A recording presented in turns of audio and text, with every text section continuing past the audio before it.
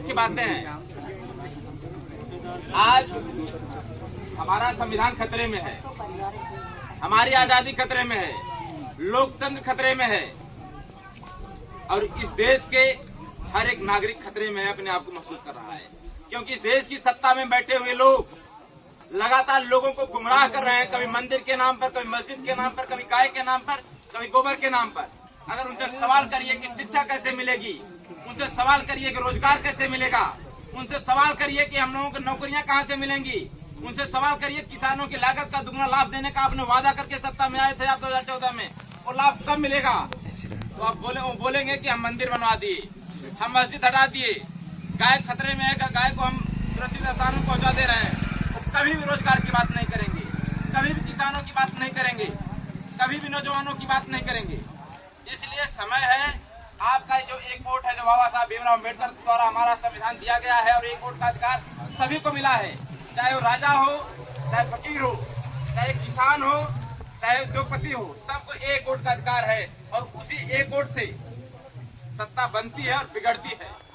नरेंद्र मोदी लोकतंत्र के सहारे ही प्रधानमंत्री बने हैं और उसी लोकतंत्र को खत्म करके देश की सत्ता पर काबिज होना चाहते हैं। इसलिए साथियों, समय है, अपने अधिकार को पहचानिए और अपने अधिकार को जानिए। अगर सत्ता से इनको बेदखल नहीं करेंगे तो आपकी वोट का अधिकार भी खत्म हो जाएगा, तब दोबारा आपको कभी वोट देने का अधिकार नहीं बचेगा, आप सवाल नहीं कर पाएंगे, आप जवाब नहीं मांग पाएंगे। इसलिए अपने वोट के अधिकार को सुरक्षित करने के लिए अब की बार वोट करिएगा। इंडिया गठबंधन के प्रत्याशी आदरणीय बाबू सिंह कुशवाहा को आप जिता दीजिएगा और हमारे नेता आदरणीय श्री अखिलेश यादव जी को आप इतना मजबूत कर दीजिए जो उन्होंने वादा किया है उस वादे को पूरा करने का काम कर दे। क्योंकि जो वादा करते हैं उसको पूरा करते हैं। अगर उन्होंने लैपटॉप देने का वादा किया था, छात्रों को लैपटॉप देने का काम किया है और आप भी अपने गाँव में जाकर देख लीजिए, अभी जिसका लैपटॉप मिला है मिला नहीं है। अगर उन्होंने रोजगार देने का वादा किया तो रोजगार मिला है, नौकरियां मिली हैं।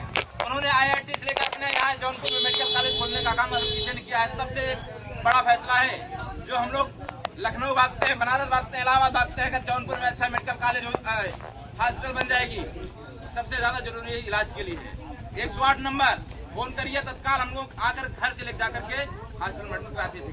घर के लोग नहीं जा पाते होंगे 10-20 मिनट में, लेकिन एम्बुलेंस पहुंच जाती थी। आज फोन करते रहिए, नहीं पहुंच पा रही है, मेंटेन नहीं कर पाई है सरकार।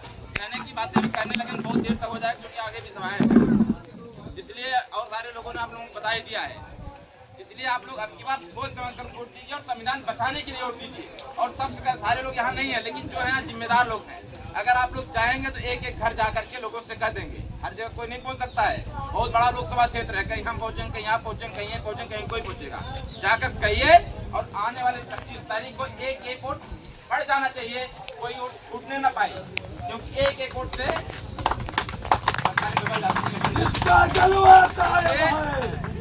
उसका नाम मुलायम है। इसलिए हम धन्यवाद देते हैं श्रद्धेय नेताजी को, हम याद करते हैं। नेताजी कहा करते थे, रोटी कपड़ा सस्ती हो, दवा पढ़ाई मुक्ति हो। और हमारे नेता भी इसी को आगे बढ़ाने का काम कर रहे हैं। हम लोग लोहिया जी को मानने वाले लोग हैं, अम्बेडकर जी को मानने वाले लोग हैं, श्रद्धेय नेताजी को मानने वाले लोग हैं। इसलिए आप लोग एकजुट होकर के मतदान करिए। बहुत बहुत धन्यवाद, बहुत बहुत आभार कि आप लोग अपना समय दिए। इस समय 25 तारीख को बहुत बहुत धन्यवाद।